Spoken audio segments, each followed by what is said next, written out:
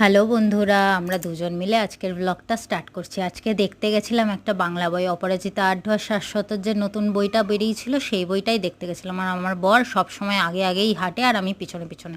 তারপরে দোকান থেকে আমি আমার মনপসন্দ চিপস নিয়ে নিলাম, তার সাথে আমার বরের একটু চুলটাও ঠিক করে দিচ্ছিলাম। আর দেখো প্রিয়াতে কি বড় লাইন, মানে দেখে মনে হচ্ছিল যেন আমি দুর্গাপূজার ঠাকুর দেখতে বেরিয়েছি।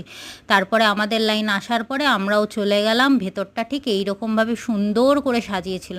আমরা ওয়েট করছিলাম কখন আমরা ভেতরে ঢুকবো। তারপরে ভেতরে বসে বইটা দেখে নিলাম। বইয়ের শেষে এটা হচ্ছে উপরি পাওনা, শাশ্বত, লগ্নজিতা আর ডিরেক্টর আর হচ্ছে আরেকজন কো আর্টিস্ট এসছিলেন। এটা আমাদের উপরি পাওনা হয়ে গেল। আর এটা ছিল সারপ্রাইজ, মানে কোনো রকম কোনো কিছু জানানো হয়নি এদের আসার আগে মুহূর্ত অবধি। তো এইভাবেই দিনটাকে কাটিয়ে বাসে করে এক্সস্টেড হয়ে বাড়ি ফিরছি। যদি ভিডিওটা ভালো